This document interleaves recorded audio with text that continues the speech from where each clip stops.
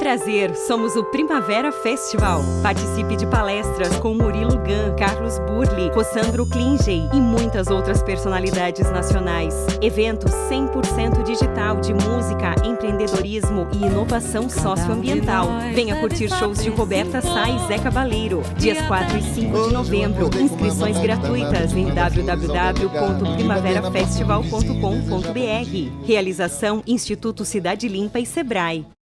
De volta aqui com o Primavera Festival, mais um painel imperdível para vocês. Vamos falar agora sobre resíduo. Não vamos falar sobre lixo, vamos falar sobre resíduo e as possibilidades que a gente tem através dele. Por isso eu estou aqui com Mariana Nunes, que é organizadora da Semana Lixo Zero. Mariana vai fazer uma mediação aqui. Mariana, eu vou deixar você chamar os nossos convidados, porque eles são incríveis. Eu quero escutar já você chamando, pode ser? Claro, fica à vontade, com certeza. O Primavera Festival é nosso. Bem-vinda. Muito obrigada, Pedro. Então, boa tarde a todos, boa tarde aos nossos ouvintes, né, aqui no online. Meu nome é Mariana Nunes, como o Pedro me apresentou.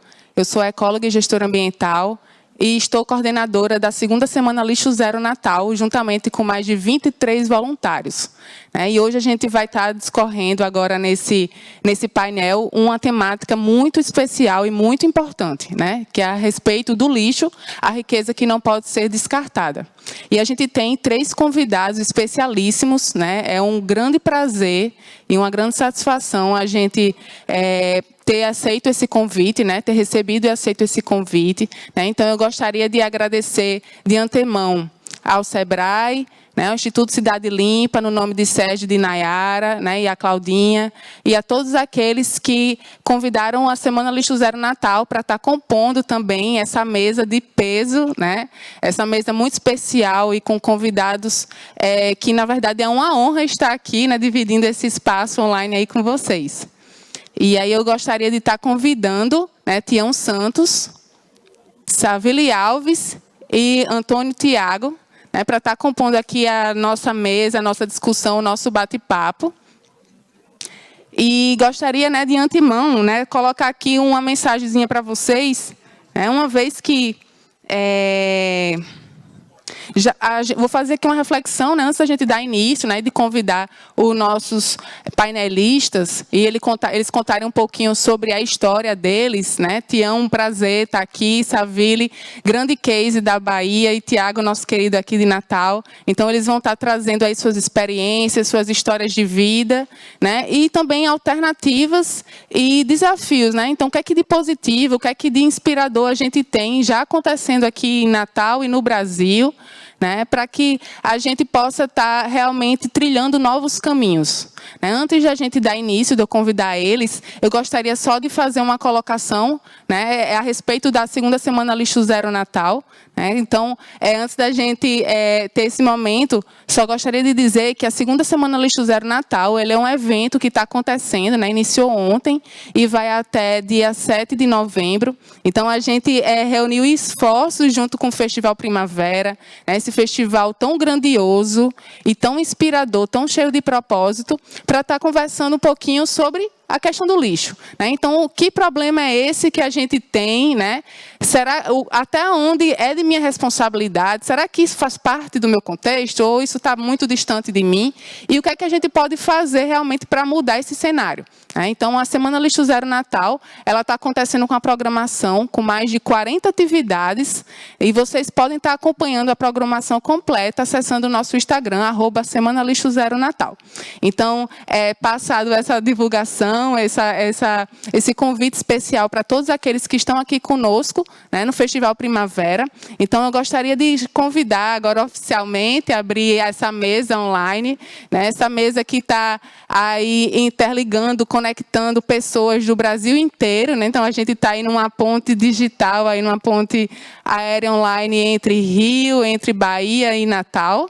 E aí a gente gostaria de trazer uma reflexão inicial antes de convidar nossos queridos palestrantes. Então, já parou para pensar que, inconscientemente, todos os brasileiros estão rasgando dinheiro diariamente ao descartar incorretamente nossos resíduos, né? O lixo é uma moeda valiosa para o futuro mais sustentável. Então, como o próprio painel ele se coloca, né, ele se propõe a estar discorrendo sobre a riqueza que não pode ser descartada, né? Vocês imaginam que a gente descarta, na verdade, a gente deixa, né, de reciclar uma quantidade, um volume absurdo de resíduos. E existem pesquisas que relatam que o país, né, o nosso país, o Brasil, ele perde 8 bilhões por ano, né, de reais, quando a gente deixa de reciclar todo o resíduo reciclável, que, na verdade, a gente acaba encaminhando para aterro sanitário ou lixões a céu aberto, né? Infelizmente, ainda é uma realidade do nosso país, mesmo a gente tendo uma política que permeia outras soluções, mas a gente vai convidar um pouquinho, né, nossos queridos palestrantes para estarem falando e inspirando a gente nesse momento.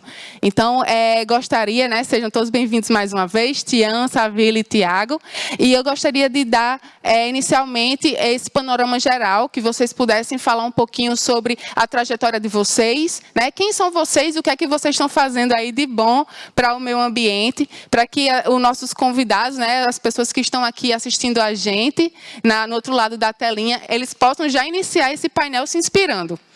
Então, eu gostaria de inicialmente convidar Tião, né, depois a gente passa para Savile e depois Tiago, e vocês fiquem bem à vontade. Então, Tião, quem é Tião Santos? Né? Um ser humano aí, agora extremamente conhecido, enfim, inspirador, e que tem uma trajetória de vida realmente do lixo ao luxo, né? Se a gente for parar para pensar, né? E você passou mais de 20 anos aí no lixão, né, do Jardim Gramacho, teve uma vida pautada nesse lixo, e eu recordo muito bem nas minhas leituras, para a gente poder estar aqui, você coloca, né, eu nasci no lixo, mas o maior desafio não foi ter nascido no lixo, foi não ter virado um lixo, né? Então, você saiu dessa história de estar vivendo, né, da catação, e, de repente, está no Oscar, né? Está andando aí no tapete vermelho e ter sido reconhecido com toda a sua trajetória de vida. Então, Tião, fique bem à vontade aí da gente iniciar nossos trabalhos, o nosso bate-papo, e depois a gente passa para os demais convidados. Obrigado. Bom, eu sou Tião Santos, Sebastião Carlos dos Santos, filho de Jerusa Maria dos Santos, Carlos é dos Santos, neto de Antônio Agostinho de Oliveira, Maria Dalgisa de Oliveira. Pernambucanos, filho de um pai sindicalista, de uma mãe catadora de materiais recicláveis. Meu pai foi estivador, assim como meu avô. Meu avô foi fundador do Sindicato de Estivadores de Recife. História que eu me orgulho muito, acho que carrega esse sangue guerreiro de estivador e também de sindicalista dentro de mim. Meu pai foi sindicalista aqui no Rio de Janeiro, em Recife também. Foi fiscal do Cais do Porto aqui, e a gente viveu durante muito bem uma vida plena. Não éramos ricos, mas tínhamos uma vida tranquila, até que meu pai ficou... Na verdade, o Cais do Porto não desempregou ninguém, né? O processo de mudança no Cais do Porto, que antes era tudo carregado em caixas e saco, passa a ser transportado em contêiner. Então, meu pai ficou desempregado. E não se desempregado diretamente, né? Não tinha tantos navios para carregar e descarregar. E aí, meu pai, por consequência da vida, porque assim, um cara guerreiro pra caramba também, acabou se tornando alcoólatra. Minha mãe teve que fazer o papel de pai e mãe da família, parar no lixão de Jardim Gramacho, onde a gente iniciou a nossa trajetória em 1985, a minha mãe trabalhando. Em seguida, meu irmão mais velho, Nilson Rogério. Eu fui um dos últimos, porque eu sou o 7º filho, então a gente íamos de acordo conforme ia crescendo, e a necessidade aumentando, claro. E eu fui um dos últimos a trabalhar no lixão de Jardim Gramacho. Trabalhei dos meus 13 até os 16, fiz várias coisas, porque depois, com 16 anos, eu fui proibido de trabalho de criança, trabalho infantil, adolescente, moradia, tudo dentro do lixão. O lixão sofreu uma mudança em 1994. Eu tive que sair do lixão, fiz várias coisas na vida, fui matador de galinha, açougueiro, e vendi durante um bom tempo gás às comunidades do Rio de Janeiro. Só que aí veio uma fase do quartel, fiquei desempregado, porque eu tinha que sair para fazer os exames, e aí eu perdi meu emprego nesse local onde eu fazia entrega de gás. Desempregado, eu voltei para o lixão, meus 18 por 19 anos de idade. Já tinha a primeira cooperativa fundada pela minha mãe, que era filha desse meu avô, que foi fundada do Sindicato dos Estivadores da Lameira. A mulher também carregava essa coisa dentro da liderança da organização da classe trabalhadora. Minha mãe não fundou sozinha, claro que ninguém conquista nada sozinho, juntamente com outras lideranças ela conquistou esse espaço onde fundaram a Cooper Gramacho. E ali eu iniciei a minha história, em 1996. Depois eu saí, aos últimos 24 anos, voltei para o lixão, porque idealista, queria lutar por algo que englobasse todos os catadores. Na cooperativa, apesar de ser sido uma grande escola, eu só tinha ali 240 catadores, a maioria dos catadores de dentro do lixão, mais de 1.000. E como minha mãe já tinha voltado para o lixão, eu também voltei para o lixão.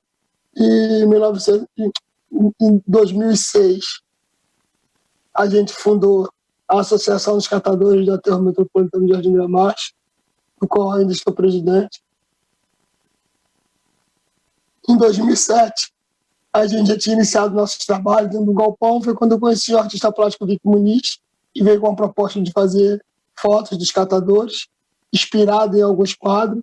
Essas fotos seriam revendidas e ajudaria com a Associação de Catadores, mas no processo acabou se virando um documentário também. Esse documentário ficou pronto em 2010, começou a ser filmado em 2007, ficou pronto em 2010. Em 2010 ganhou vários prêmios internacionais, entre eles Sundance, dos Estados Unidos. E aí em 2011, como você falou, como uma história de uma Cinderela, né, que às vezes eu me pergunto se isso mesmo aconteceu na minha vida. Eu saí do lixão e fui parar no tapete vermelho do Oscar, algo muito surreal. Aí agora eu deixo o resto para a gente na sequência do Maravilha. evento. Não, é uma história inspiradora, né? Como você fala, o Oscar, na verdade, com certeza, né? A gente vai conversar um pouquinho mais sobre isso ao longo do nosso bate-papo, mas com certeza o Oscar ele foi muito mais do que simplesmente esse simbolismo do Oscar em si, né? Eu acho que deve ter traduzido com certeza. Acho que o maior Oscar do lixo extraordinário é a visibilidade de alguém de um trabalhador, é a visibilidade de uma classe trabalhadora chamada catadores de materiais recicláveis, que até aquele dia era invisível. O maior Oscar do lixo extraordinário é a humanização do trabalho de nós catadores e a valorização do trabalho de nós catadores de material reciclável. Esse Oscar ninguém tira da gente, a gente ganhou de cheio.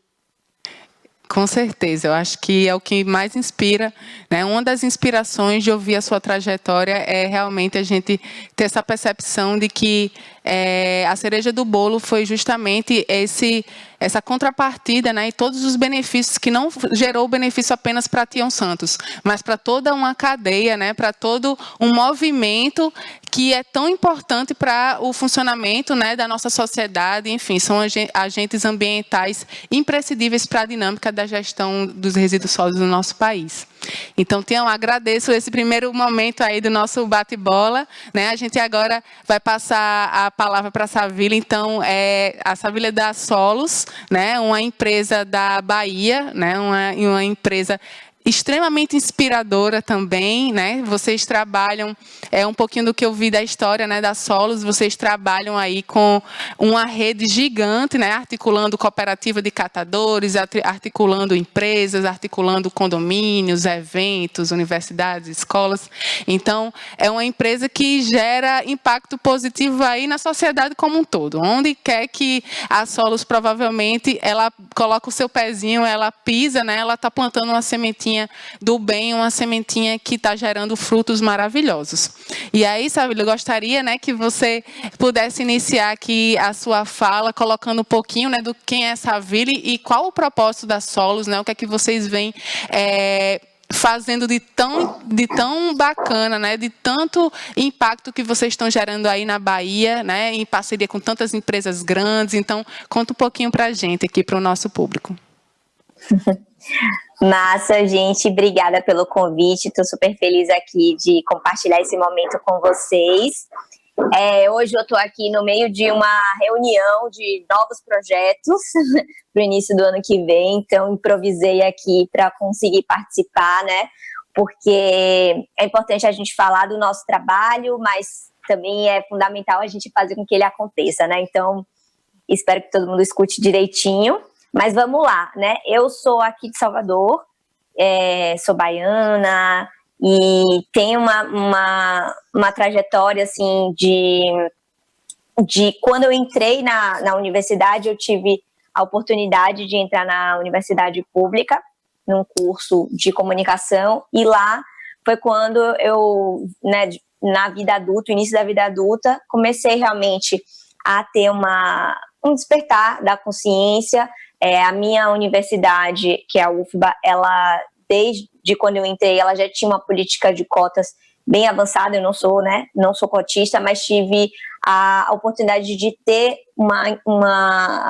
um vínculo, né, criar esse vínculo com pessoas que eram de realidades muito diferentes da minha, realidades socioeconômicas, pessoas negras, e tudo isso foi fazendo com que eu entendesse melhor a pluralidade e diversidade da sociedade, que até então eu não conhecia assim, de frente, eu não tinha essa consciência mesmo.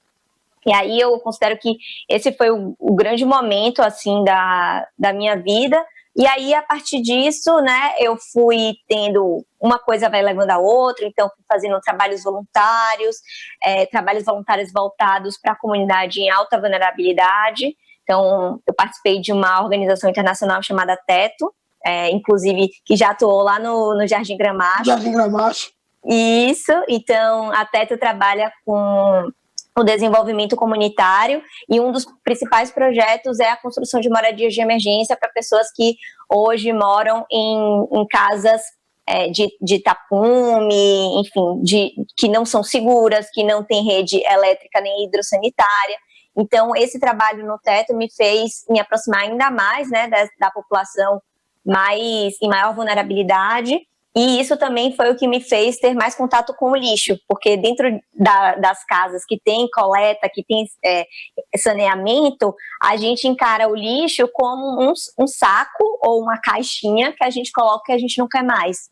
Depois isso vai para algum lugar que a gente nem sabe aonde. E aí quando você vai para a periferia e começa a ter contato com isso, aí sim, você entende que o lixo é muito, não é isso, né? O lixo é desperdício, o lixo gera doenças, o lixo contamina, o lixo gera uma degradação, uma falta de dignidade para quem convive com ele, se não tratado da maneira correta. Então, todo esse despertar foi me inquietando muito. E aí, uma amiga minha, que também era da Teto, Gabi, a gente foi começando a se aproximar, começando a trocar muita ideia a respeito, e aí a gente falou, opa, vamos fazer alguma coisa em relação a isso. Eu e ela, a gente já tinha uma caminhada de mudar um pouco o estilo de vida, então nós duas somos vegetarianas, a gente já estava mudando os cosméticos, não usava mais shampoo, não usa desodorante, essas loucuras assim, que quando você descobre, você quer cortar tudo, né? Você quer se meter no mato e falar, a vida na cidade não tem mais jeito. E aí a gente foi, ok, a gente não tem como ir para o mato, então o que a gente pode fazer dentro das cidades para ressignificar? E aí foi assim que a Salo surgiu, foi esse desejo de nós duas mulheres, de tentar ter uma convivência dentro das cidades de maior harmonia com os elementos da natureza, trazendo os pilares de dignidade, de humanização, de relações mais justas, de fortalecimento da comunidade. Então, como é que a gente consegue compartilhar saberes e também aprender com os saberes das pessoas, né? Como é que a gente consegue, e aí depois a gente fala um pouco mais disso, mas como a gente consegue trazer a sustentabilidade para o que ela realmente é, e não essa grande mercantilização da sustentabilidade que a gente vê hoje. Então, como é que a gente consegue mostrar para as pessoas que saberes tradicionais também é sustentabilidade, que determinados tipos de construção também é sustentabilidade, como é você você recusar a sacola é sustentabilidade. Então, enfim, e entendendo essa sustentabilidade de uma maneira bem, bem ampla e dentro das cidades. E aí, hoje, a gente, como Mari apresentou a gente trabalha com projetos voltados para o pós-consumo de embalagens. Então, a gente tem uma cadeia muito extensa quando a gente fala de resíduos, né? E a gente está bem, vamos dizer assim, quando a gente fala de circularidade, não existe começo, meio e fim, né? Mas se a gente fosse falar numa linearidade, a gente estaria mais para o final, assim, que é depois que a gente já consumiu e a gente não quer mais, é o que a gente faz com esse material. Então, é como é que a gente consegue conectar quem gera o resíduo com quem pode transformá-lo em matéria-prima, em novos produtos, e isso perpassa significativamente pela inclusão dos agentes que estão na ponta, que são os catadores, as catadoras, os cooperados e cooperadas. Então, hoje, todas as nossas ações são sempre em conjunto com os cooperados e cooperadas, e algumas vezes também com catadores autônomos, para justamente fazer com que o resíduo ele seja enxergado pela iniciativa privada e pelo poder público como essa grande potência assim mesmo de ressignificar valores e de também ser um elemento importante para a economia. Excelente. Vocês trabalham impactando positivamente aí a ponta e trazendo tantos benefícios, não apenas para a ponta, né, mas para toda uma cadeia. Savile colocou o conceito da economia circular, que, na verdade, né, não é... Antes a gente até achava que era algo utópico, né? Mas a gente hoje percebe que, na verdade, tem muita gente bacana fazendo esse conceito, colocando ele em prática. Então, Savile, muito obrigada. Você já inspirou um tantão, aí a gente tem até o restinho aí desse bate-papo para a gente trocar essa ideia. E aí agora eu queria conversar, né, com o Tiago. Tiago é o nosso exemplo, aí um case aqui do nosso painel, com as ações aqui em Natal. Então, ele realiza vários projetos, não apenas aqui em Natal, né, mas ele tem uma experiência muito enriquecedora ao longo de vários projetos de grande impacto também no nosso país como um todo, né, juntamente com o Instituto IDEA. E aí, Tiago, conversa um pouquinho, fala aí para a gente, né, quem é Tiago, o que é que Tiago vem fazendo aí de tão positivo ao longo dessa sua trajetória de vida e como profissional, e o que é que você tem feito de bom, né, e quais os próximos passos, como é que a gente pode estar conversando um pouquinho esse início aqui de bate-papo. Estão ouvindo bem? Como? Estão ouvindo bem? Sim, sim, fica à vontade. Bom, meu nome na realidade é Antônio Tiago Macena de Oliveira, né? Algumas pessoas me conhecem por Antônio, outras me conhecem por Tiago, a maioria deve me conhecer por Tiago, mas meu pessoal de escola sempre me conheceu por Antônio, então tanto faz um ou outro. Hoje eu sou diretor de projetos do Instituto IDEA. Eu sou biólogo de formação, trabalhei minha vida toda focado em desenvolvimento sustentável e em etnobotânica, né, que é valorização das características botânicas com base na cultura popular, no conhecimento antigo. Conheço o Instituto Solos, conheço o Tião de longas datas. Na realidade, eu digo que sou uma esponja, né? Eu gosto de pegar o que tem de bom no Brasil e eu tento incrementar no Instituto como forma de chegar a um benefício para as cooperativas e comunidades e associações que eu possa impactar, tanto aqui como em outros estados. Antes eu trabalhava com produtos, eu desenvolvo produtos, eu tive especialidade sempre em desenvolver fitoterápicos, fitocosméticos, é uma linha que eu atuo, sempre tive essa facilidade.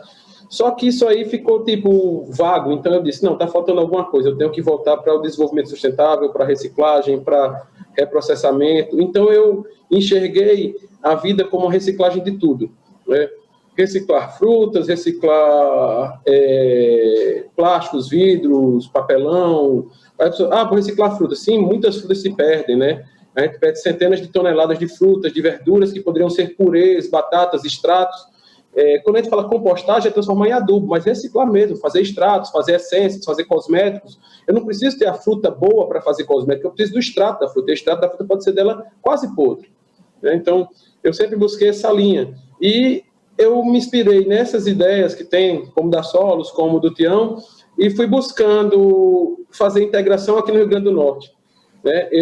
Hoje a gente desenvolve algumas ações de sustentabilidade e a gente buscou enxergar o catador, como o Tião coloca, né? Não só como um catador, mas como um agente de sustentabilidade. Né? Por quê? Porque ele faz o papel do agente de saúde. O agente de saúde tem a função de quê? De levar a explanação, a explicação da saúde para a população. E o agente de sustentabilidade, que é o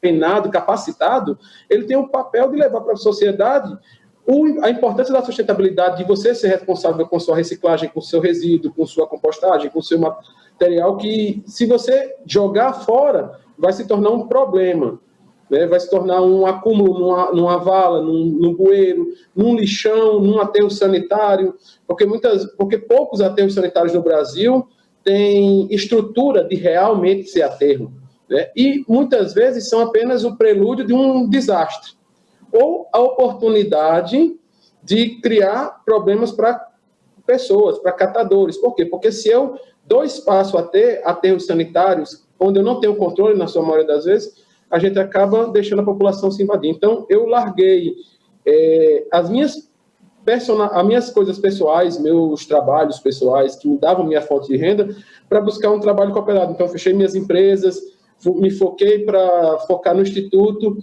e voltei literalmente para trabalhar com cooperativismo e mostrar que cooperativismo tem retorno, mas desde que as pessoas acreditem nisso, né? E essa é a função hoje do IDEA, fazer com que os recicladores, os catadores se enxerguem como pré-recicladores, porque às vezes assim, reciclagem é muito complexo, é muito caro. Não, reciclagem é fazer vassoura, por exemplo, eu estou reciclando. Reciclagem é fazer uma telha ecológica, eu consigo reciclar, eu consigo fazer isso com um catador, eu consigo ensinar isso a um catador.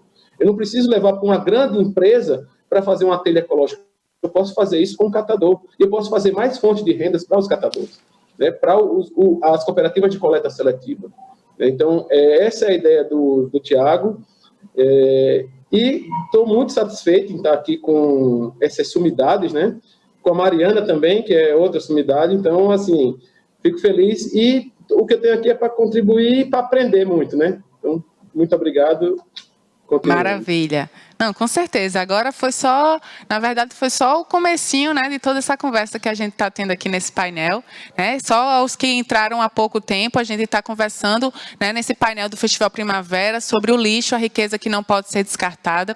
E aí agora eu vou trazer para vocês uma pergunta para os três, né? Então, assim, a gente sabe que a gente tem a legislação, a Política Nacional de Resíduos Sólidos, e ela foi instituída em 2010, então a gente já tem aí 10 anos de estrada em uma lei que para muitos é uma grande lei, né? Uma lei que, na verdade, inspira aí a América Latina como um todo, enfim, muito bem desenhada. Mas a gente tem aí algumas pedras no caminho, né? Durante todo esse processo, ao longo desses 10 anos. E aí eu gostaria de saber de vocês, né? Na opinião de cada um, né? O Brasil, ele está avançando na gestão, né? Na problemática da gestão dos resíduos sólidos. Ele está estagnado ou a gente está evoluindo a respeito da gestão de resíduos sólidos no nosso país? A gente tem a lei que dá esse encaminhamento, mas o que é que de fato está sendo colocado em prática, né? Como é que vocês enxergam esse trilhar desses 10 anos? A gente está evoluindo? A gente está estagnado ou vocês acham que a gente está evoluindo? Ainda tem um trilhar muito grande pela frente. Tião, se você quiser, já que a ordem a gente estabeleceu aí de vocês três, né? Se você quiser pontuar inicialmente, a gente pode começar por você. Fique bem à vontade. Eu acho que já é uma evolução muito grande a partir que você tem a Política Nacional de Resíduos Sólidos, que demorou 20 anos para ser aprovada. Eu tenho uma prima pernambucana, e sou de origem pernambucana, como eu falei, e pernambucano gosta muito de usar de metáfora, às vezes, para falar. Ela é de nordestino. E eu gosto muito do Nordeste. A UFBA até está no meu coração, depois eu falo por quê. Jogo que não tem regra, como diz minha prima Adriana, vale tapa na cara e chute no bucho. Então você não tinha uma regra que determinava planos estaduais de resíduo sólido, o papel das empresas, o papel do comércio, então não existia regra. Qual é o papel das empresas produtoras de embalagem poluidora? Qual é o papel do catador, esse agente muito importante, como bem deixou claro aqui Tiago, que além de ser o agente da coleta seletiva, da separação, da destinação correta, ele também é essa pessoa que, que pode mostrar o valor social, econômico e ambiental que tem a ação de reciclar. Porque a ação de reciclar ela é muito mais que simplesmente a ação de separar. Entendeu? Bem colocou aqui também, Saville, o lixo não desaparece da tua porta quando você coloca ele, então você tinha que criar mecanismo de responsabilidade, que é o que a lei é. A Política Nacional de Resíduos Sólidos é uma responsabilidade compartilhada. Porém, que agora eu vou fazer um pouco do advogado do diabo.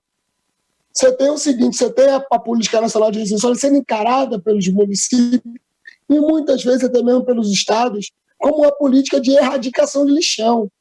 A política nacional de resíduos sólidos ela é uma política de gestão compartilhada, de responsabilidade compartilhada pela geração, pelo consumo e pela destinação correta das embalagens. Poluidor pagador, despoluidor recebedor.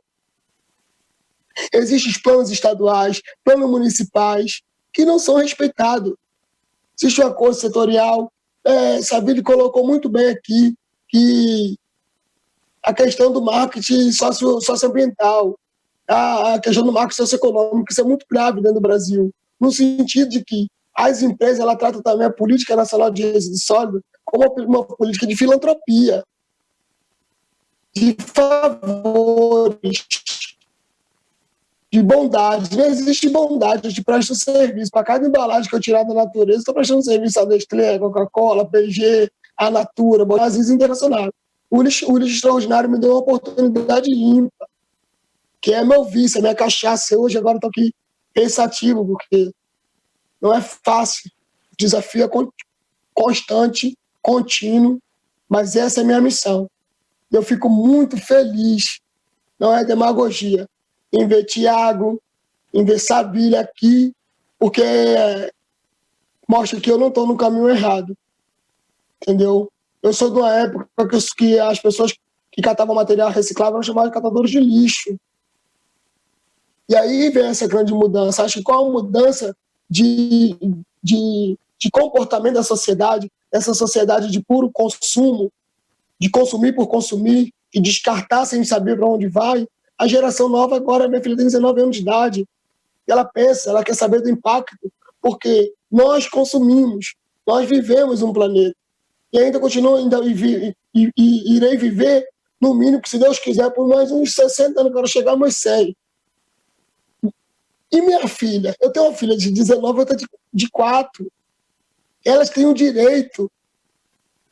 Então você tinha uma política de poluidor, de jogar o seu lixo da onde eu nasci, que é o lixão de Jardim Gramacho, uma área de 1.300.000 metros quadrados, de manguezal que foi destruído no Baía de Guanabara, que poluiu durante mais de 25 anos no Baía de Guanabara, que hoje é chorume puro. Entendeu? E agora, inclusive, aproveitando a deixa, eu passo para meus amigos comentar, a gente acabou de ver a tentativa do governo, através do Ministério do Meio Ambiente, tentar reduzir, ou dizer melhor, tirar as normativas da proteção dos manguezais. Gramacho não seria aprovado hoje, a Jardim Gramacho, justamente pela questão da valorização da importância dos manguezais enquanto berço de vida marinha. A gente está em outro patamar de sociedade que está vindo. A minha geração já é a geração do plano de transição. A geração dos meus avós, do meu pai, foi uma geração do vamos asfaltar o Amazonas, que aquilo era progresso. A gente sabe que não é isso. Porém, não estamos fazendo um jogo aqui de maus e bons. É preciso entender que a nossa sociedade evoluiu enquanto sociedade e que hoje temos tecnologia, conhecimento, pessoas profissionais, está aí Saville, está aí Tiago, com capacidade, com juventude, para criar e transformar a nossa sociedade numa sociedade sustentável. Sustentabilidade está muito ligada a questões ambientais, mas ser sustentável, está sustentada, está equilibrada, está mantida. aquilo que não está sustentado está em queda. Maravilha. Eu acho que a Política Nacional de Resíduos Sólidos ela veio para isso, para dar sustentabilidade à questão de resíduo no Brasil.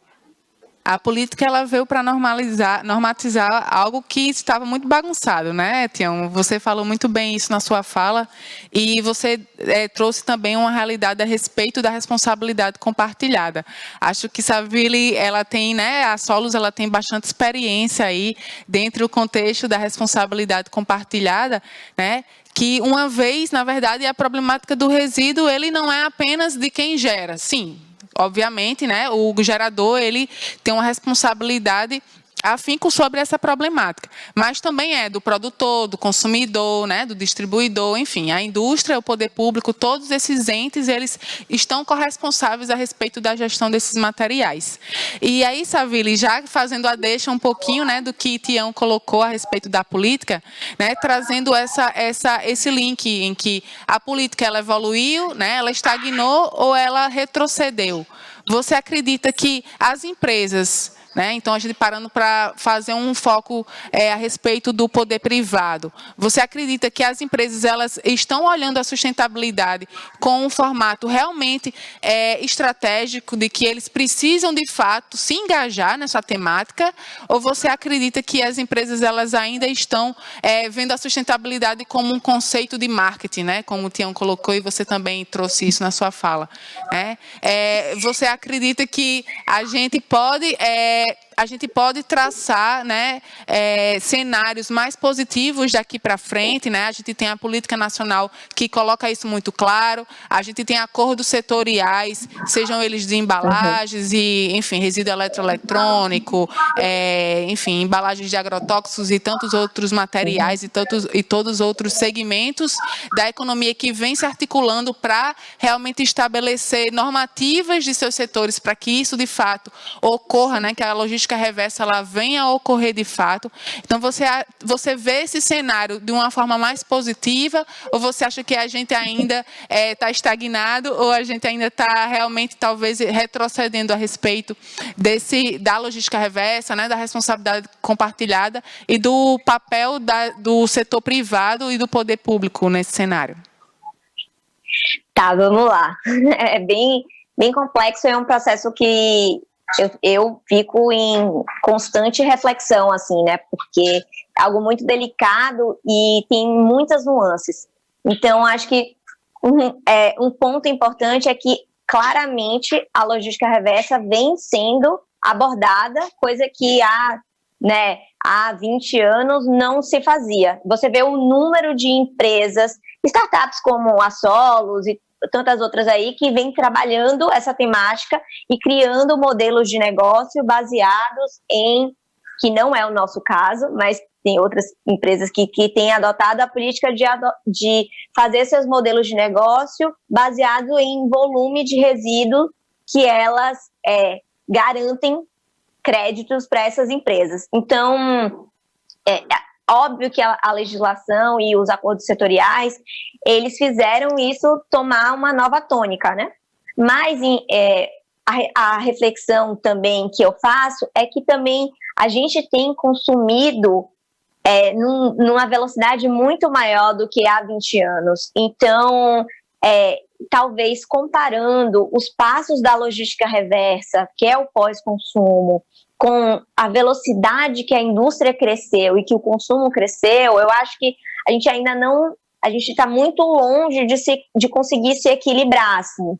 Então, você ter empresas gigantescas ainda produzindo embalagens de materiais que não conseguem ser reciclados, ou empresas apostando em embalagens que não têm uma alta taxa de reciclabilidade, ou não apostando em malhas que não só incluam a reciclagem, né, mas também incluam o reuso. Então, quando a gente fala de vidro, principalmente hoje os cascos de vidro, eles conseguem ter uma boa taxa de reaproveitamento. Uma embalagem de cerveja pode ser reutilizada 20 vezes, por exemplo, né? Até mais, mas enfim, em média 20 vezes. Então a gente precisa ainda avançar muito O que eu vejo por parte das empresas em relação a ser ou não ser estratégico, sim, é estratégico, elas têm metas, elas têm diretrizes, acordos internacionais, principalmente as grandes. A gente está falando das grandes empresas.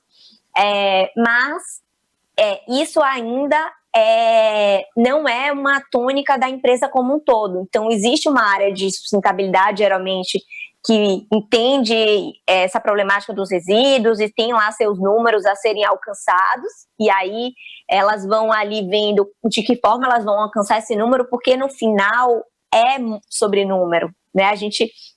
O tipo de sociedade, da forma como a gente se organiza, a gente qualifica as coisas através desses números. Então, de alguma forma também, a lei, ela criou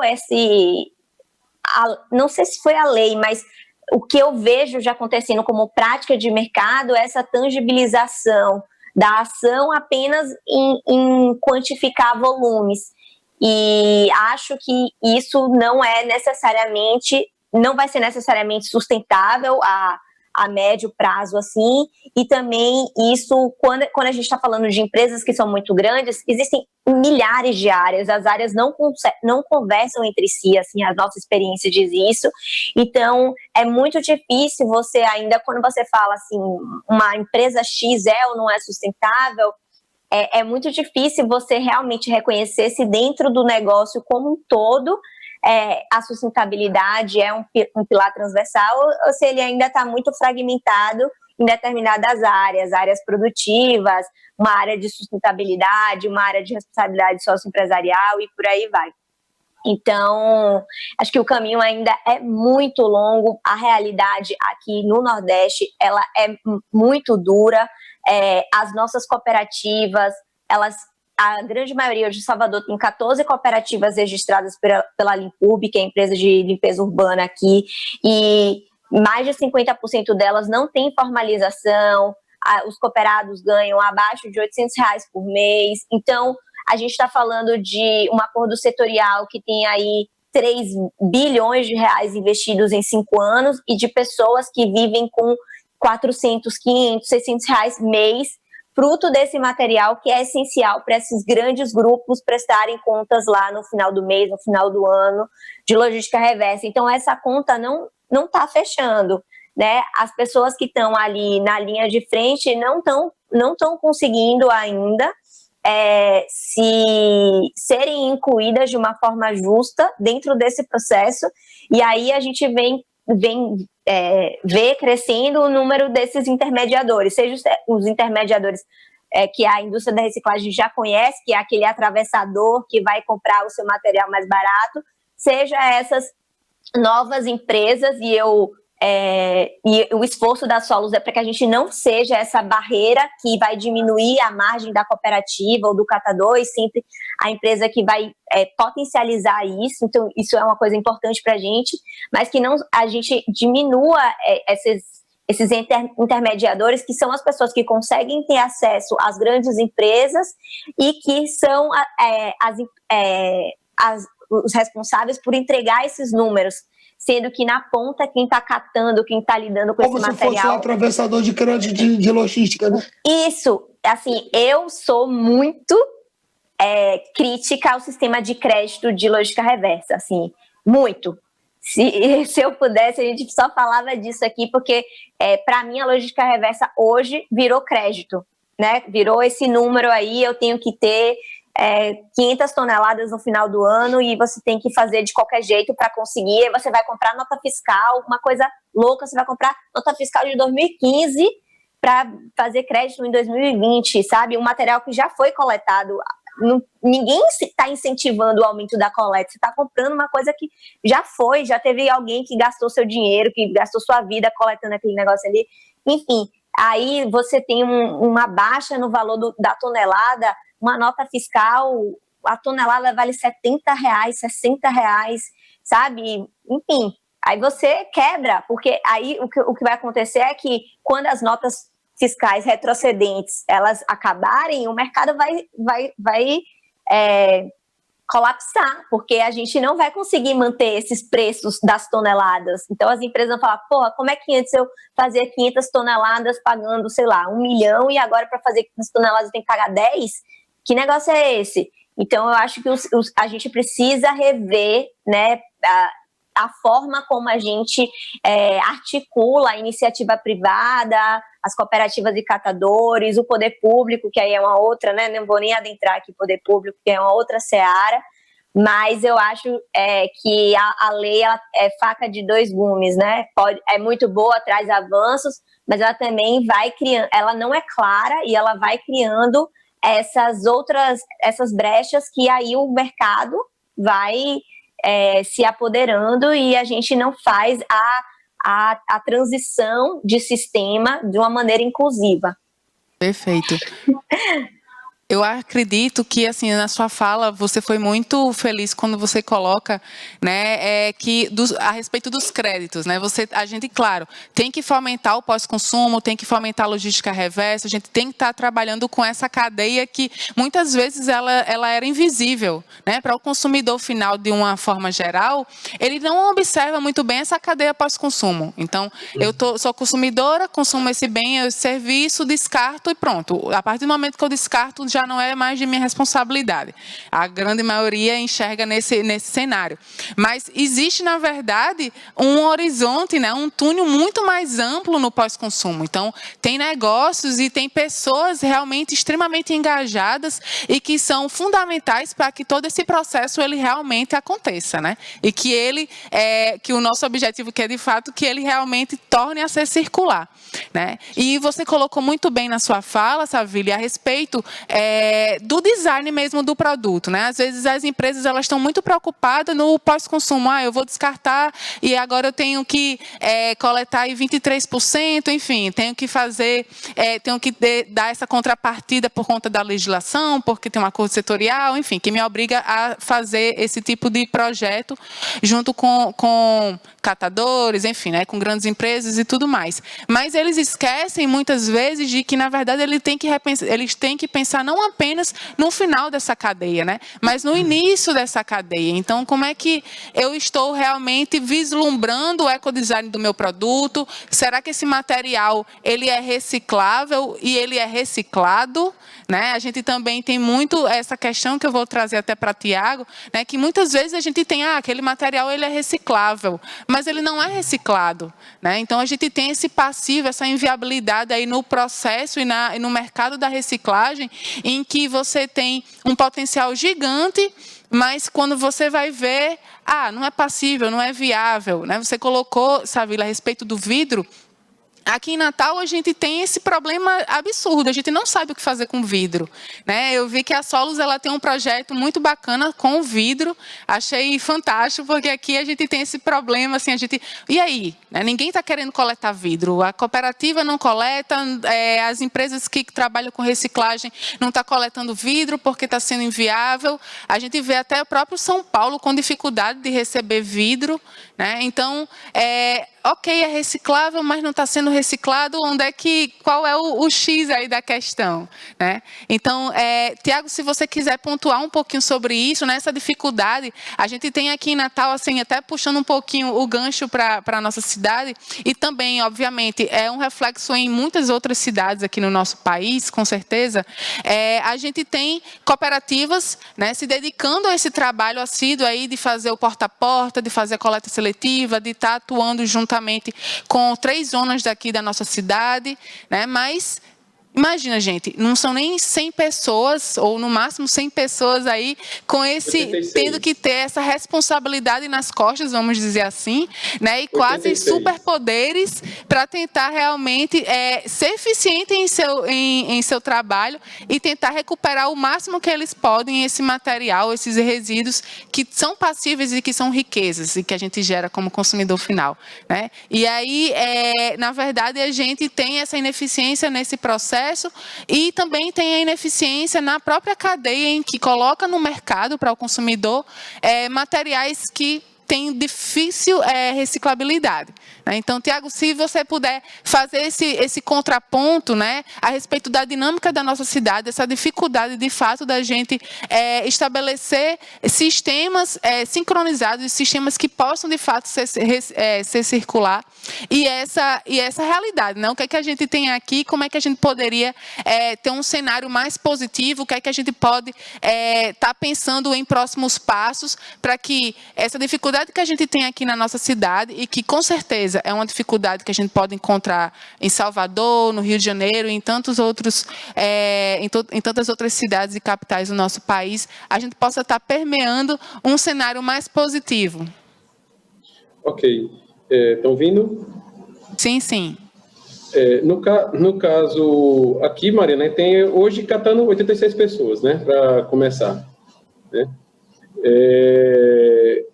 E o que acontece? Na realidade, essa situação que a Savile colocou, até o Tião colocou, uma coisa muito complicada é essa parte dos atravessadores, né? Em tudo, não? Em frutas, em carnes, em qualquer coisa que você coloca atravessador demais, você bagunça a cadeia. Então, a gente está trabalhando essa linha, a gente desenvolveu essa linha aqui, o Instituto buscou essa linha exatamente para matar essa situação de atravessadores, né? A gente colocou assim, gente, não seja um atravessador, seja um gerenciador, porque o gerenciador, ele vai favorecer a cooperativa, ele vai dar, em vez de ficar com 80% do recurso, ele vai destinar 80%, 90% para a cooperativa, e fica com 10% para gerenciar a qualidade. Né? Então, essa é a função de empresas como, por exemplo, a Solos, né? Que você consegue ser um gerenciador, né? Que você consegue fazer com que a cooperativa ganhe muito, que a cooperativa tenha capacidade e que ela desempenhe. Só que com isso você consegue abranger centenas de cooperados. Por quê? Porque você não tem disputa. Você não está concorrendo preço para gerenciar. Você já tem um melhor preço. Você está gerenciando, você está dando suporte àquela cooperativa ou àquelas cooperativas. Né? Eu queria pontuar essa situação da 12305, até aqui em Natal, mas até abrangendo. A 12305 faz 10 anos que a gente teve a Política Nacional de Resíduos Sólidos. E eu até coloquei algumas coisas sobre a Política Nacional de Resíduos Sólidos, mas eu não vou situar aqui, eu só vou colocar aqui que é função do governo, ou melhor, dos governos, incluir os catadores, né? É obrigação incentivar as cooperativas, incentivar a formação de galpões, e os municípios devem dar prioridade à contratação desses cooperados. Só que isso aí ficou sempre muito ao léu, à nuvem, né? Como no iCloud, quem usa muito iPhone, ficou na nuvem, né? A pessoa ficou muito na nuvem. E assim, por que ficou na nuvem? Porque nunca teve regulamentação. Nunca o prefeito, que entenda, o governo federal, estadual, eles são corresponsáveis, mas a responsabilidade do resíduo ele é municipal. A responsabilidade, o governo diz, o estado tal é sujo. Não, o município do estado tal são sujos. Consequentemente, o estado se torna sujo. Então, a base da responsabilidade do resíduo é do município. Seja de 10 políticas atrás, de 10 administrações anteriores, não importa, mas a base dos resíduos é do município, tem que começar pelo município. Se o município não está dando conta, ele tem que dizer, Estado, me ajude, que é o que não acontece. Normalmente os municípios querem ser auto-independentes, então tentam fazer da sua forma como querem, sem se resguardar e sem pedir ajuda.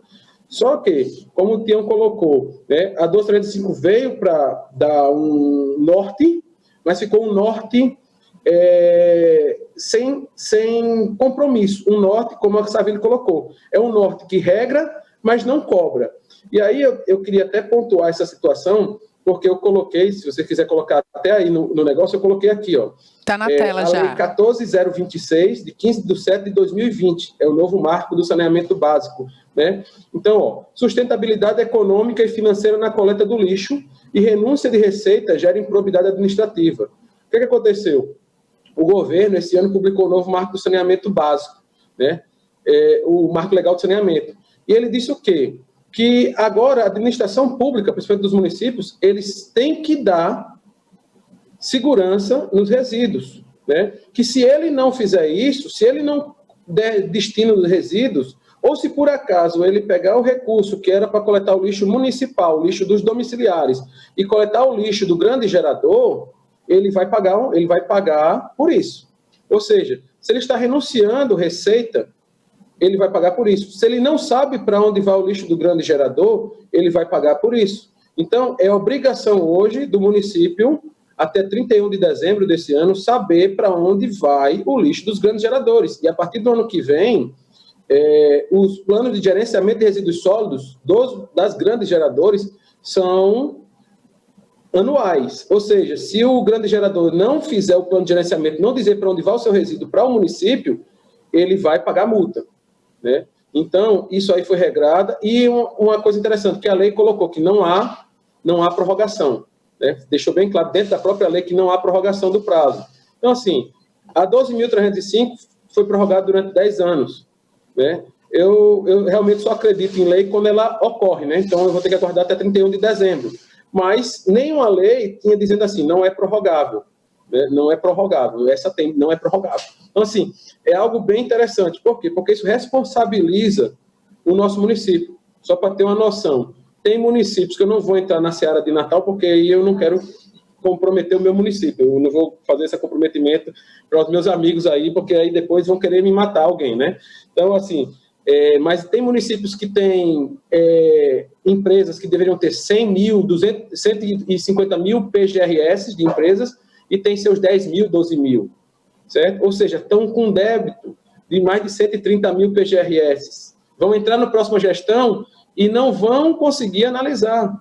Ou seja, a gente tem que saber para onde vai o lixo do grande gerador. Isso facilita também o nosso trabalho no caso da Solos, no caso do IDEA, no caso do Tião. Por quê? Porque eu sabendo para onde vai o lixo do grande gerador, ou melhor, o resíduo, o reciclável e o rejeito, né, que não é lixo, o lixo é quando a gente junta tudo e forma uma porcaria só, né? Quando eu sei o reciclado e o rejeito, quando ele vai, eu posso chegar e fazer uma parceria com a empresa e dizer, ó, eu lhe dou um suporte, eu reciclo o seu alumínio, o seu plástico, o seu papelão, o seu vidro, e eu lhe dou o crédito de lógica reversa, em favorecimento a você mesmo. Tá entendendo? Então, a gente consegue ter esse ponto. Mas como nunca houve uma cobrança dos entes públicos, sempre ficou, não, ninguém sabe se é improbidade ou não administrativa. Agora é improbidade administrativa, ou seja, ou faz, ou responde o Ministério Público. Então, como quem assusta o Ministério Público, ou melhor, quem assusta político é o Ministério Público, né? Infelizmente, a gente tem que tocar nessa seara, quem assusta político é o Ministério.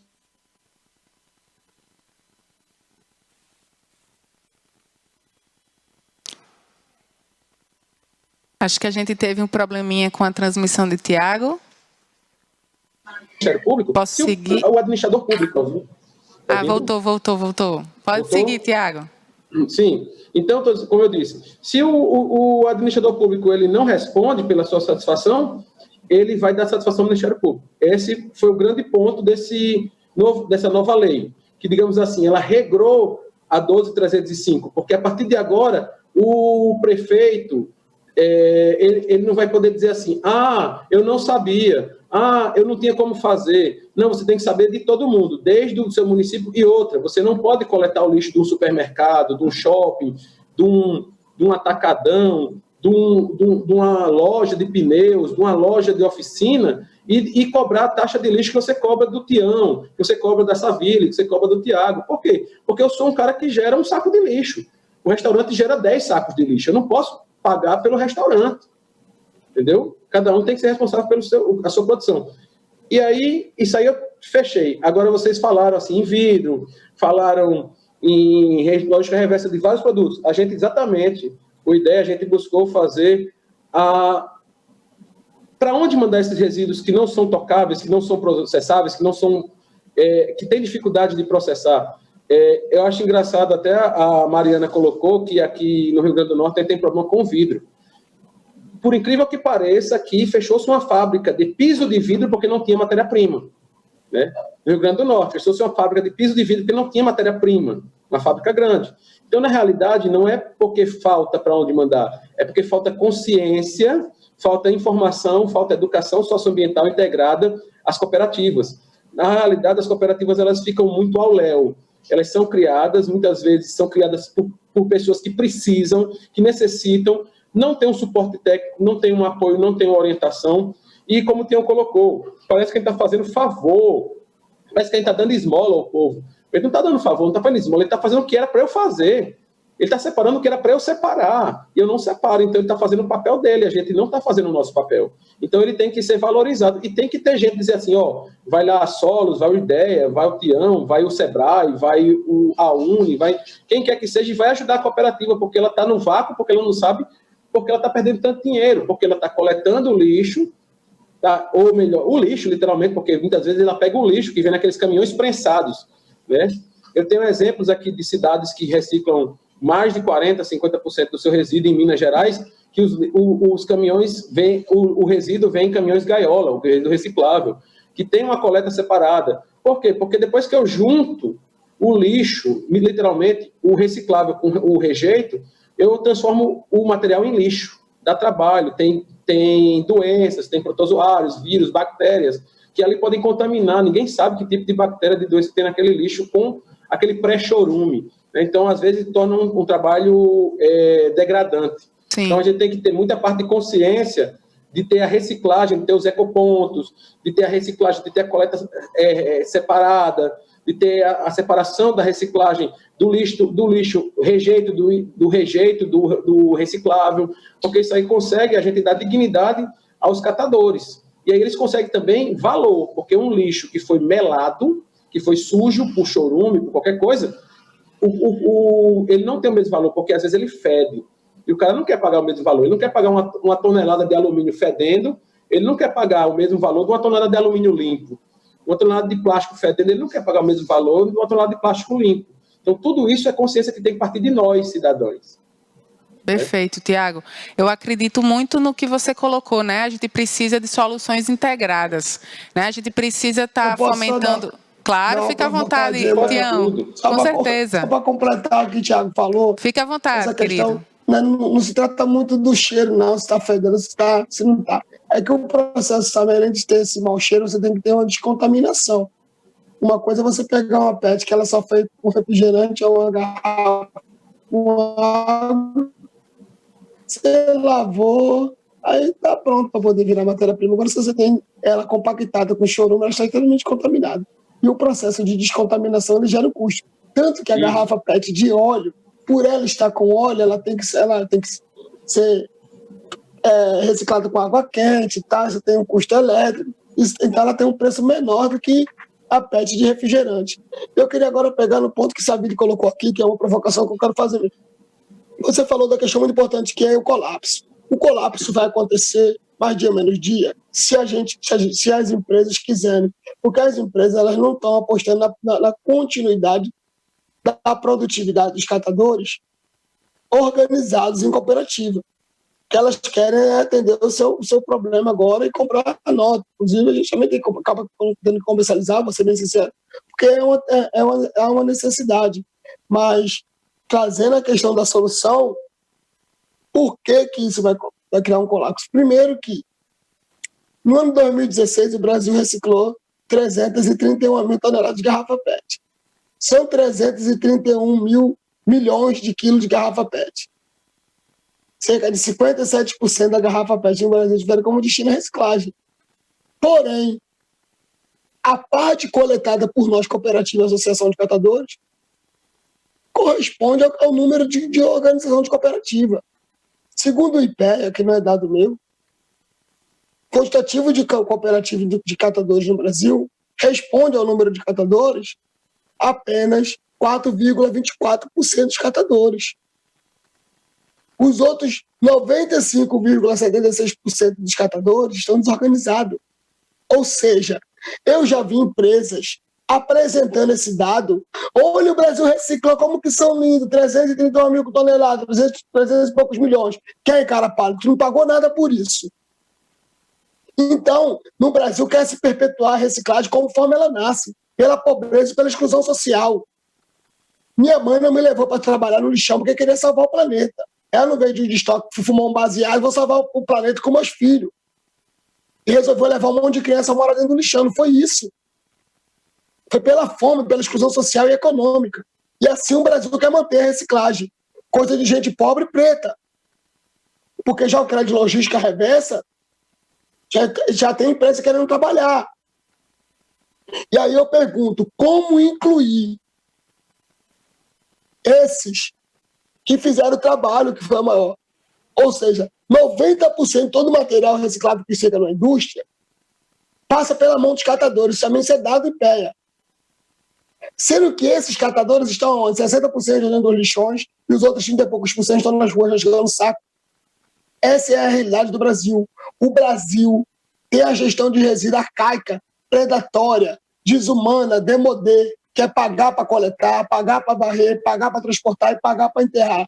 Hoje eu calculo que são já mais de 8 bilhões de reais. O último cálculo de 2008 diz que são 8 bilhões de reais. Hoje já ultrapassa mais de 70 bilhões de reais, porque você tem o custo de coletar para enterrar, o que não deveria. No ano de 2017 e 2018, segundo o dado do Valor Econômico, aumentou o número de 48% de catadores no Brasil. Esses catadores não passaram por capacitação, formação, educação ambiental nem nada. Bastaram ter fome e pobreza para pegar um saco e sair pela rua para catar. É essa mudança que precisa ter no Brasil.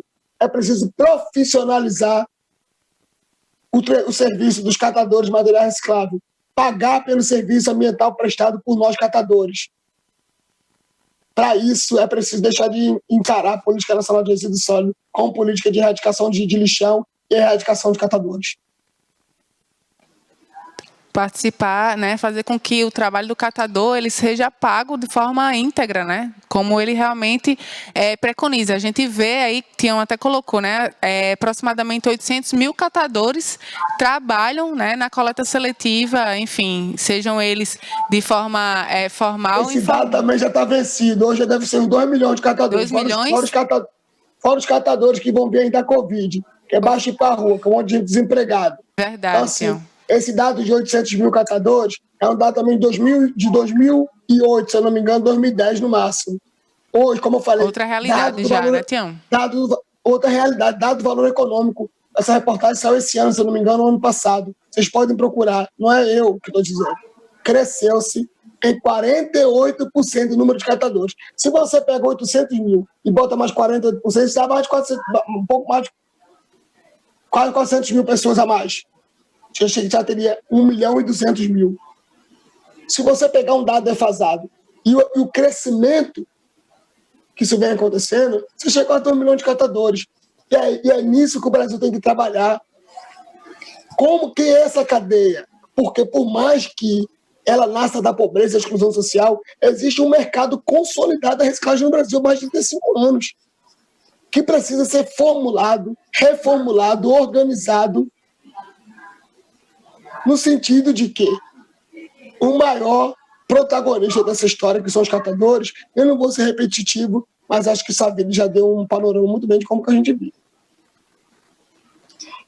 Eu acredito que a pandemia ela veio para ensinar muitas lições, né? Tião colocou aí o número de catadores que vem aumentando e que a tendência, felizmente e infelizmente, é que esse número realmente venha aumentar, fora aqueles que estão na informalidade, em que, na verdade, a maioria do cenário é esse, né? Da informalidade. E, assim, pensando, puxando um pouquinho o gancho para a gente fechar, sobre a pandemia, né? A gente está aí no novo normal, vamos dizer assim, né? O que muitos falam. A gente está ainda aí no novo paradigma da sociedade. Vocês enxergam a pandemia como uma oportunidade da mudança? Vocês acham que a pandemia veio para mudar, virar a chave de uma sociedade em que ela já estava estagnada, em que, enfim, ela já estava falida, né, a respeito do seu modelo de economia?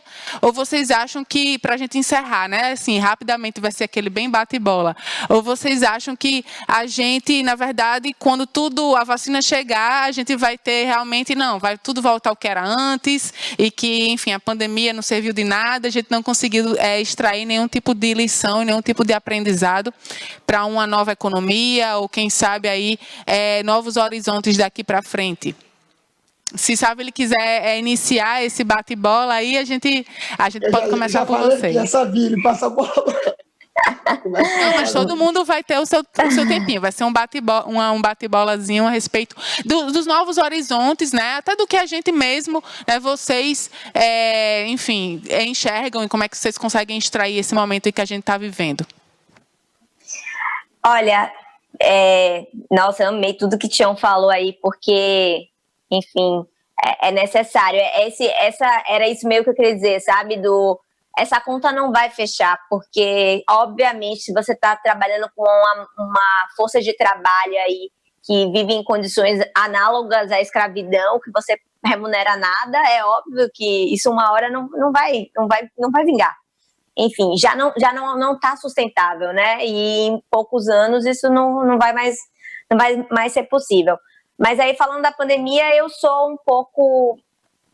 Assim, eu não acho que a pandemia vai trazer grandes transformações nesse sentido, eu não tenho sentido isso na prática acontecendo, eu acho que a gente ainda vive num sistema capitalista que tem um poder de se reinventar dentro do próprio capitalismo, então mantém-se as estruturas e se mudam apenas os processos, mas eu não vejo muito a pandemia trazendo isso. O que eu vejo que a pandemia tem trazido algumas pautas que, óbvio, podem ter ganhos para a gente aqui que trabalha com resíduos. Então, as mudanças climáticas é uma pauta que está cada vez mais constante. O resíduo, eu estava falando ontem sobre como aqui, né, eu que sou nordestina, a gente falou muito sobre seca. Quando eu era adolescente, na escola, as redações eram muito sobre seca. E hoje em dia a gente não fala mais sobre seca. Existe um problema ainda grave de falta de acesso, mas algumas iniciativas do poder público e a própria reconfiguração do mundo tirou o tema da água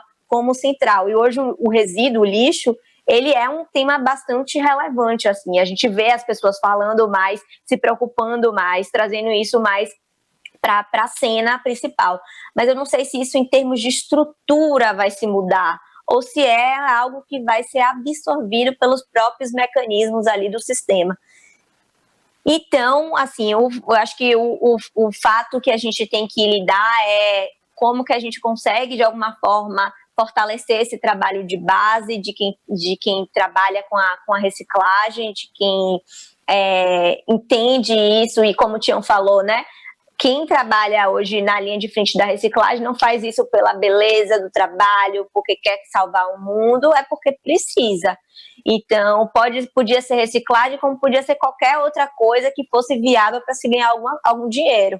Então, a gente tem que tirar, né, o grande problema, enfim, da vida humana é essa desigualdade que a gente vive, é a pobreza, é a miséria. Então, e a reciclagem, ela ainda está muito relacionada, a base da reciclagem, pensa em pirâmide, essa base grandona aqui, ela está muito relacionada ainda a essa exclusão social e essa invisibilização que a gente, enquanto sociedade, tem em relação a essas pessoas que são a grande força de trabalho.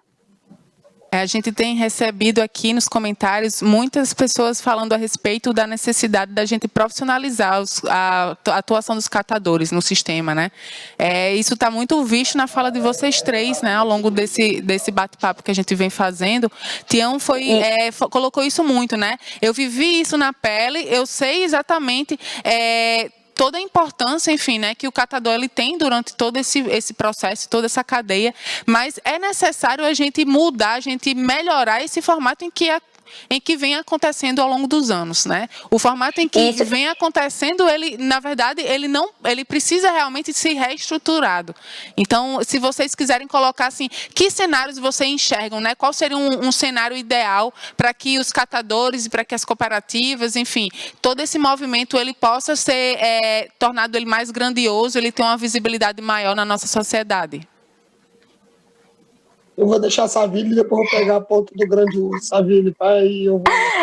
Eu acho que uma das chaves assim, é essa articulação do poder público e do poder privado, que hoje a gente não vê isso acontecendo. Então, hoje as empresas elas estão pagando por esses créditos, né, na prática, existem outros projetos paralelos também, mas a essência da lógica reversa hoje é pagar pelos créditos.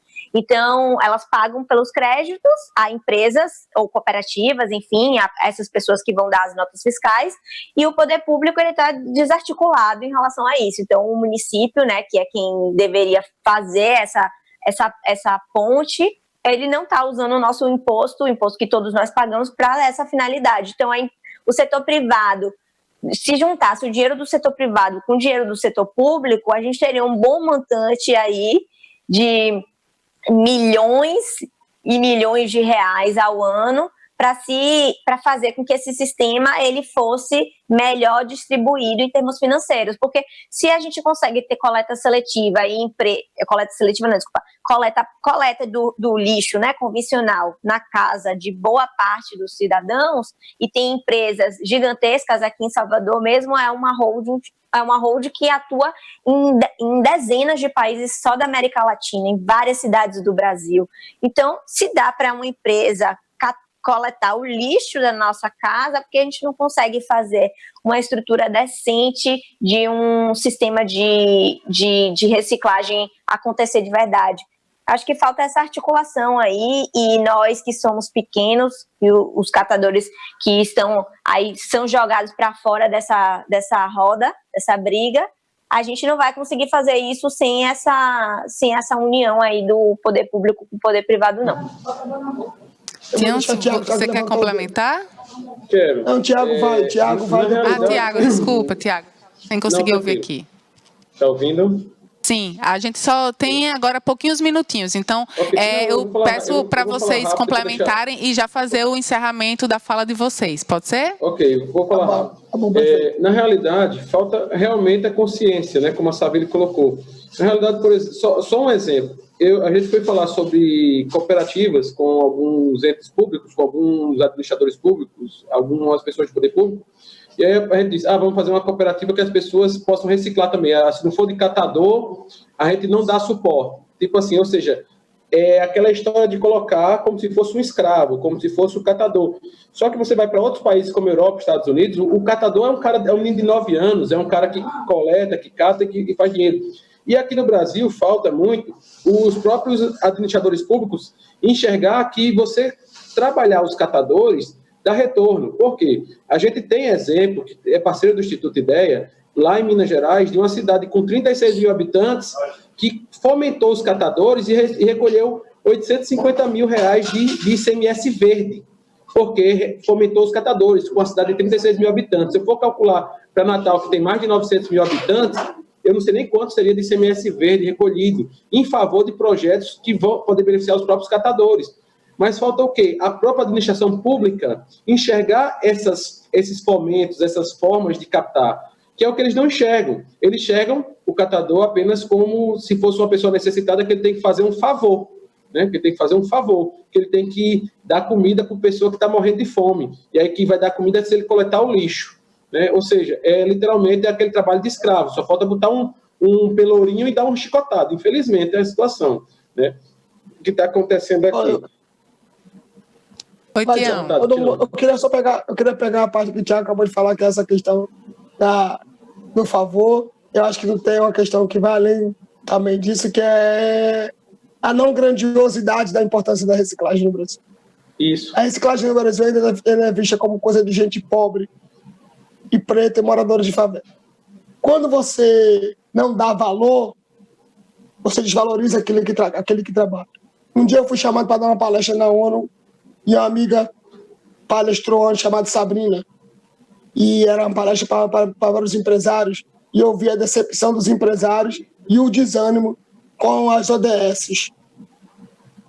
Eu sou um cara que eu tenho minhas vaidades também, então eu falei, cara, não vou palestrar para uma plateia, que os caras já estão desanimados, mas sonolentos. No dia seguinte, eu passei a noite pensando o que eu podia fazer para dar um ânimo a eles, dizer que era possível.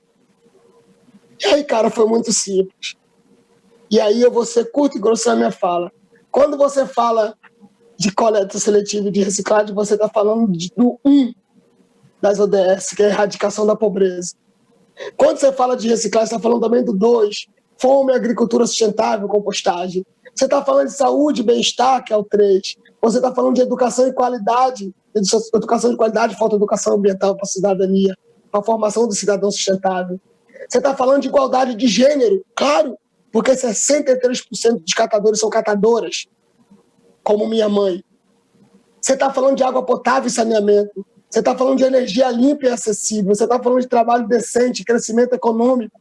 Você está falando do 9, da indústria, inovação e infraestrutura. Você está falando do 10, que é a redução da desigualdade. Você está falando do 11, que é a cidade e comunidade mais sustentável. Você está falando do 12, que é o consumo e produção responsável. Você está falando do 13, que é a ação contra a mudança global e climática. Você está falando do 14, que é a vida na água. Você está falando do 15, que é a vida terrestre. E o do 16, porque quando a gente tem isso, a gente tem paz, tem justiça entre as instituições mais eficazes. E o 17, que é parceria para implementação. Querido, reciclar está ligado diretamente aos 17 Objetivos da ONU. Então a gente tem que mirar pequeno e acertar grande. A gente complica demais aquilo que podemos fazer. Então, esse é o grande problema. A gente problematiza as coisas, ou então romantiza. É preciso ter racionalidade e dar solução a um problema que tem solução ambiental, tem solução social e tem solução economicamente viável. É preciso romper com o paradigma, como diz, que é essa de coisa de gente pobre. É preciso entender que a tua latinha de alumínio, a tua garrafa PET, a tua caixa de papelão, o teu vidro de shampoo, o teu vidro de perfume, o teu desodorante pode gerar um impacto ambiental e social e econômico negativo na sociedade. Mas se tu enviar ele para uma associação de catadores, para uma cooperativa de catadores, ele vai ser transformado em trabalho, renda, inclusão social, cidadania e proteção ambiental. É isso. É isso e muito mais. Só falar só um ponto aqui na fala do Tião. Eu estava em São Paulo e lá os empresários em São Paulo colocavam que reciclar era coisa de pobre, mas de outra forma, porque se eles colocassem que reciclar era coisa de rico, eles perdiam a boquinha deles, né? Então, assim, muitas vezes o empresário ele enxerga que reciclar é uma coisa que dá dinheiro, e dá dinheiro, né? Só que a gente começa a pensar, reciclar é coisa de pobre na cabeça da gente que é pobre de espírito, ou que é titulado a ser pobre, ou não é orientado. Mas o cara que está ganhando dinheiro com reciclagem, ele está sabendo, eu estou ficando rico, enquanto o cara está achando que reciclagem não dá dinheiro, né? Então isso é muito importante, porque em outros países reciclagem dá muito dinheiro e o pessoal acredita nisso. A gente que não acredita, ou melhor, a gente não, as pessoas que são condicionadas a acreditar, normalmente as pessoas que estão sendo os catadores escravos, né? Eu acho que com a fala de Tião e Tiago e as excelentes reflexões de Saville, a gente fecha com chave de ouro, né? O nosso painel lixo, a riqueza que não pode ser descartada. Queria agradecer, né? Gratidão de verdade, né? Por ter partilhado desse momento com vocês, né? De ter conhecido, né? Sou fã de Tião, enfim, de ter a oportunidade aqui de estar trocando essa ideia, de ter conhecido a Solos, uma empresa belíssima, e ver o trabalho que vocês vêm realizando aqui no Nordeste, né? Espero que a Solos ela realmente possa estar permeando e plantando a sua sementinha aí em vários estados e aí Brasil afora. E nosso querido Tiago aí, né, nosso parceiro aqui de Natal, que a gente possa estar trazendo essa realidade, mudando essa realidade aqui na nossa cidade, né, fazer com que as pessoas elas possam realmente acordar, né, e ver que, na verdade, a gente tem, cada um é corresponsável por essa mudança.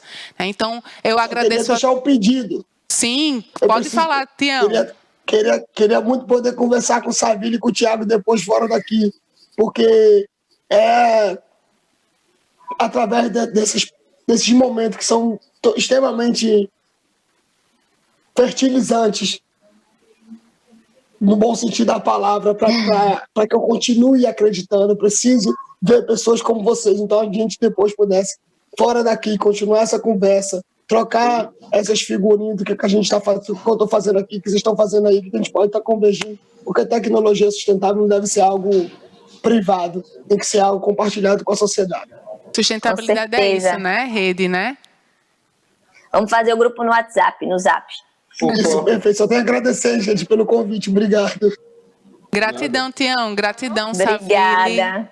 A gente fica muito feliz com esse bate-papo, com a transmissão de tanto conhecimento, de tanto ponto de vista e também como esperança mesmo, né? Para daqui para frente a gente ter realmente um planeta, a gente possa estar fazendo o nosso papel e a nossa missão com propósito. Né? Então, eu gostaria de fechar aqui o nosso painel. A gente tem uma programação ainda hoje, né, no Festival Primavera e amanhã. E agradecer em nome, né, da segunda semana Lixo Zero Natal por essa oportunidade. Agradecer os nossos painelistas e passar aqui a palavra para Pedro. Muito obrigada, pessoal. Mariana, Tião, Savile, Tiago. Poderoso, né? Eu acho que isso define esse painel agora, poderoso, assim, a fala final de Tião Santos falando dos ODS, de quantos ODS a questão dos resíduos abraçam, incrível. Eu vi uma pessoa batendo palma, assim, sentada do lado, que foi Nayara, né, Nayara? Tu tava ali. Ai, gente, eu sou muito fã, eu quero participar desse grupo, viu? Eu não abro mão, eu fico Já quietinha. viu, Mariana? Eu fico quietinha, mas eu quero estar lá, viu? Porque a Savile, eu já conheci o trabalho dela, maravilhosa. Tiago é meu parceiro, eu também faço parte do Instituto Ideia. Tiago, valeu mesmo. E Tião, eu sou fã de carteirinha, sabe? Para quem não sabe, o Tião foi um grande articulador para trazer para o Brasil o Let's Doing, o Dia Mundial da Limpeza. Ele articulou muito tudo isso. Então, eu soube disso esse ano, eu não sabia. E achei incrível. Ele é um cara que, além do exemplo, da história dele de vida, né? Ele luta pela causa. Então, ele faz um trabalho incrível. E eu queria, inclusive, aproveitar a deixa para falar a respeito dessa figura dos catadores, sabe? Quem nunca ouviu assim, falando, nossa, os catadores passaram aqui na minha rua, fizeram aquela bagunça. Na verdade, eles organizam. Eles não fazem bagunça. Se estivesse tudo organizado, eles iam passar e iam pegar. Né? Os catadores, eles são agentes de sustentabilidade, da sustentabilidade. Às vezes a gente fica na dúvida, assim, como que é atuar de forma sustentável? Como que você atua no seu dia a dia de forma sustentável? Né? Então, assim, eu queria sugerir, a gente dar ideia para as pessoas que estão nos assistindo, como que é atuar de forma sustentável. Por exemplo, eu vou dar aqui um exemplo que eu faço, você pode dizer o que você faz. Tá bom. Vai ao supermercado, eu levo minha eco bag, sabe? Então, comprar a granel. Eu tenho o hábito de comprar a granel, é tão fácil, gente, é tão legal, você não leva embalagem. Né? Conta aí, o que você faz? Então, eu sou do Recife, né? Acho que eu nem falei isso. Eu sou do Recife, estou aqui em Natal me apaixonando por essa terra. E lá no Recife eu procurei saber como é que é a questão, né, dos caminhões da Ecofrota, como se chama lá. Então, quando que esse caminhão passa? Passa pela sua casa, não passa? Como é que eu faço coleta seletiva? Mora num prédio? Será que eu posso levar esse tema para a reunião de condomínio? Vamos fazer com que as pessoas façam essa coleta seletiva, instalem lá um coletor, né, para fazer a cultura girar dentro do teu prédio, fazer com que teu condomínio dialogue com isso. Se está num local mais distante do ecoponto, procura saber de que forma você pode descartar aquele material de madeira, de vidro, né? Não é deixar só num canto, deixar encostado numa praça ou num local público. Então vamos pensar mais nos resíduos dessa forma. E o descarte dentro de casa, gente, é tão simples. É você separar o orgânico do material seco e limpo, reciclável, né? E o contaminado. Então, vamos lá, vamos entender o que é isso. O orgânico é resto de alimento. Então, resto é o que você descarta, né, no lixo. Existe a sobra, que é aquela que você guarda para o jantar, você doa. Então, o resto você descarta. Uma dica, tenta descartar o menos possível, sabe? Para não existir esse resto. Né? Faz as contas direitinho, porque evitar o descarte do orgânico. O orgânico é o maior contaminante. Aí vamos lá, para o reciclável. Você tem que descartar tudo seco e limpo. Aí depois vem o que é contaminado. O que é contaminado? O que é fralda, é papel higiênico, é absorvente, é guardanapo de papel sujo. Então, gente, faz essa separação. Aí, às vezes, as pessoas chegam para mim, Nayara, mas lá onde eu moro não tem coleta seletiva. Não tem problema. Descarta dessa forma, separado. Você não ouviu agora a história dos catadores, dos agentes de sustentabilidade? Na hora que você descarta aí na sua casa, aí no seu trabalho, Pensa nessas pessoas, o bem que você está fazendo, né? E tem tanta forma de agir de forma sustentável. Eu até vou dar assim, uma super dica, gente, super fácil. Às vezes as pessoas falam assim, eu acabo esquecendo. Já me falaram, eu esqueço, acaba o dia, eu falo, meu Deus, o que eu fiz hoje pelo planeta? Então, vou dar uma dica super fácil, super simples e muito, mas muito importante. Cuide das pessoas que estão do seu lado, cuide das pessoas que você não conhece. Porque, por exemplo, aqui agora, a gente está aqui, Pedro, tem uma equipe enorme aqui na nossa frente. A gente precisa cuidar de todo mundo. Fica a dica, viu? Prazer, somos o Primavera Festival. Participe de palestras com Murilo Gun, Carlos Burli, Cossandro Klingey e muitas outras personalidades nacionais. Evento 100% digital de música, empreendedorismo e inovação socioambiental. Venha curtir shows de Roberta Sá e Zé Cabaleiro. Dias 4 e 5 de novembro. Inscrições gratuitas em www.primaverafestival.com.br. Realização Instituto Cidade Limpa e Sebrae.